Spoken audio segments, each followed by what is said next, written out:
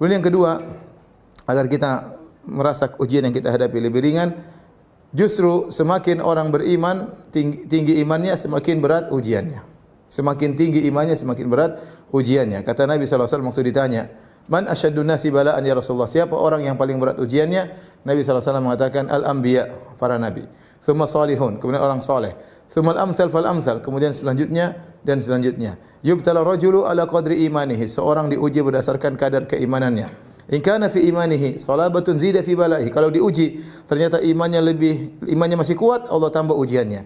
Wa in kana fi imanihi riqatun khufifa anhu, kalau ternyata diuji dia enggak kuat, maka ujiannya dikurangi.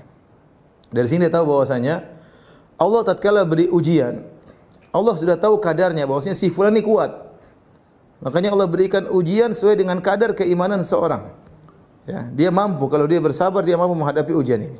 Kita husnudzan kepada Allah bahwasanya Allah tatkala memberi kita ujian, sebenarnya kita mampu, tinggal kita bagaimana menguatkan iman kita. Karena Allah memberi kadar ujian sesuai dengan kemampuan iman seseorang. Dan semakin tinggi iman seorang, semakin berat ujiannya. Makanya orang paling berat ujiannya Nabi sallallahu alaihi wasallam, ya. Kalau kita renungkan bagaimana ujian Nabi sallallahu alaihi wasallam, semua sisi kehidupan Nabi diuji, ya, semuanya. Dari sisi ekonomi, dari sisi fisik, dari sisi mental. Kita coba bayangkan, Nabi sallallahu alaihi wasallam lahir dalam kondisi yatim. Sudah diuji. Kemudian tatkala umur 6 tahun, ibunya meninggal di kota namanya Abwa antara Mekah dan Madinah. Kalau meninggal di Mekah, banyak keluarganya di Mekah. Kalau meninggal di Madinah, banyak keluarganya di Madinah. Tapi ternyata ibunya meninggal di tengah-tengah di antara keduanya. Yang Nabi tatkala usia 6 tahun melihat ibunya sakit sampai meninggal di suatu tempat yang tidak ada keluarga ayahnya dan juga tidak ada keluarga ibunya. Meninggal di kota yang jauh, dan itu adalah ujian tersendiri bagi Nabi sallallahu alaihi wasallam. Kemudian dirawat oleh kakeknya, kemudian dirawat oleh pamannya. Umur 8 tahun Nabi sallallahu alaihi wasallam sudah menggembalakan kambing untuk mendapatkan upah untuk bisa membantu kehidupan pamannya yang penuh dengan kekurangan, ya. Kemudian setelah itu, ya, beliau pun dewasa, kemudian berdagang, akhirnya menikah dengan seorang wanita yang sangat membahagiakan dia, dialah Khadijah radhiyallahu taala anha. Yang Nabi hidup bersama Khadijah 25 tahun dan Khadijah tidak pernah mengangkat suaranya sama sekali kepada Nabi sallallahu alaihi wasallam. Bukan seminggu, 2 minggu, 25 tahun Khadijah tidak pernah mengangkat suaranya di hadapan Nabi sallallahu alaihi wasallam. Sebagian bapak ketawa-ketawa ya. Saya ulangi, Khadijah 25 tahun.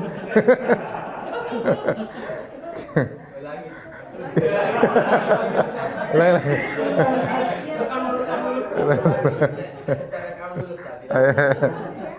Khadijah 25 tahun tidak pernah mengangkat suaranya. Ibu juga bilang, itu kan suaminya Nabi sallallahu alaihi wasallam. Kalau suaminya kayak antum-antum ada repot. Intinya saya gambarkan.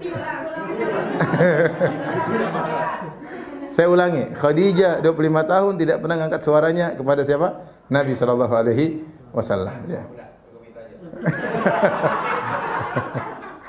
Oleh karenanya, bayangkan Nabi sallallahu alaihi wasallam sejak awal berdakwah dihina, dipermalukan, dituduh yang tidak-tidak. Namun setiap dia pulang ke rumah dia dapati seorang wanita yang menghiburnya, menghilangkan kesedihan hatinya. Demikian terus. Semakin dia berdakwah, semakin memuncak intimidasi kaum musyrikin kepada Nabi sallallahu alaihi wasallam.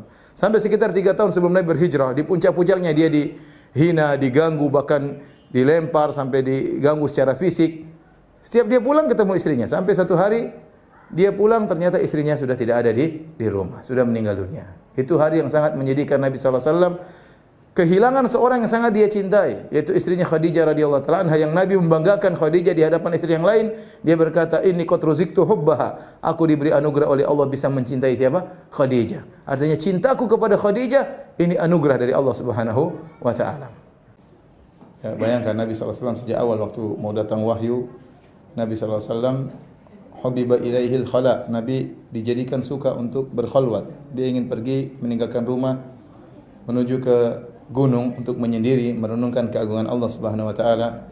Sebelum pergi Rasulullah sallallahu alaihi wasallam minta disediakan bekal untuk beberapa malam. Kalau bekalnya habis, Nabi turun lagi dari Gua Hira, minta lagi bekal. Kemudian Nabi naik lagi di Gua Hira menunggu mencari sesuatu. Kalau habis bekalnya, turun lagi kepada Khadijah minta bekal. Dan semua itu Khadijah tidak pernah marah-marah, tidak pernah ngomel-ngomel, tidak pernah mengatakan, "Mas, ngapain di gunung Mas? Sudah sini aja Mas." Nah, pernah. "Mas, ini makanan habis baru turun, pergi lagi." Enggak. Khadijah tidak pernah ngomel sama sekali. Ya, bahkan waktu Rasulullah SAW didatangi malaikat Jibril kemudian ketakutan, Nabi pulang bertemu dengan Khadijah dan berkata, "Zammiluni, zammiluni, wahai Khadijah, selimuti aku, selimuti aku." Khadijah langsung nurut, mengambil selimut, selimuti Nabi SAW. Tidak berkata, "Tunggu dulu Mas, ada apa yang terjadi? Cerita dulu Mas, jangan dulu bilang, ada apa? Cerita dulu." "Saya kan sudah bilang, ngapain ke sana kan? Makanya dengar kata mama, jangan." Panjang ceritanya. Intinya kita bayangkan seorang Rasul SAW memiliki wanita seperti ini, istri yang sangat luar biasa, tiba-tiba meninggal di saat-saat dia sedang diintimidasi oleh kaum musyrikin. Ini ujian yang sangat besar. Kalau kita bicara tentang kehilangan anak-anak, maka Nabi SAW punya anak 7, ya, 6 dari Khadijah, 1 dari Maria Al-Qibtiyah. Semuanya anak-anaknya meninggal di zaman kehidupan Nabi kecuali Fatimah. Fatimah meninggal 6 bulan setelah wafatnya Nabi SAW. Tapi semua anaknya meninggal. Bayangkan seorang ayah, anaknya meninggal satu demi satu.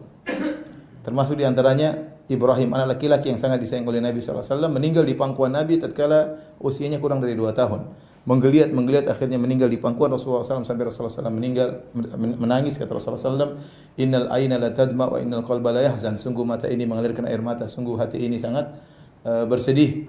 Wala naqulu illa bima yurdi rabbana, namun kami tidak mengucapkan kata-kata kecuali yang mendatangkan keridhaan Rabb kami. Wa inna bi firaqika ya Ibrahim lamahzunun, sungguh kami sangat bersedih dengan kepergianmu wahai putraku Ibrahim.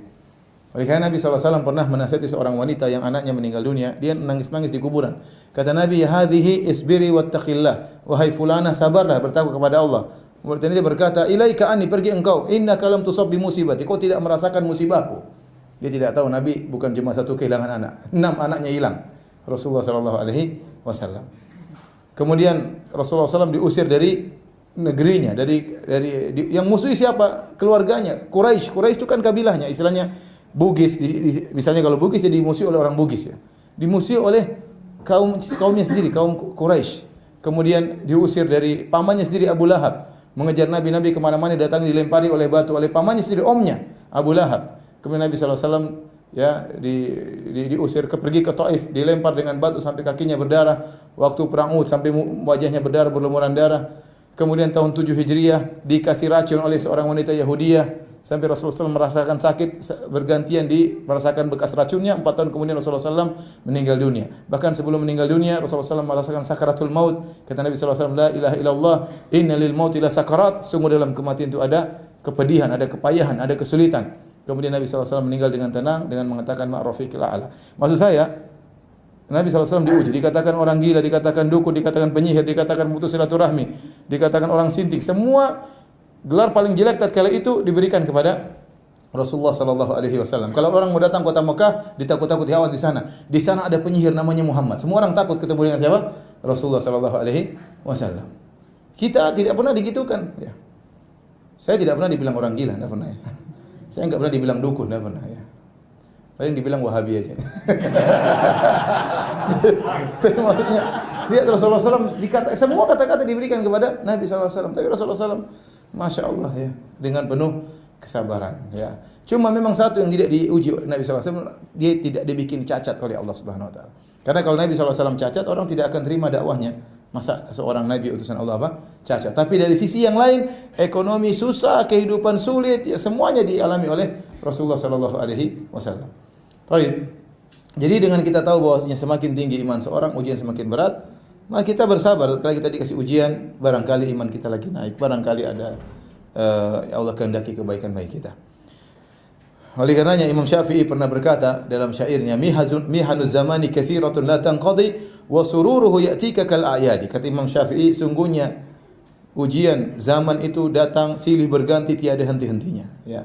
Dan kesenangan datang sesekali kepada engkau. Ini menunjukkan Imam Syafi'i diuji dengan banyak ujian oleh Allah Subhanahu wa taala.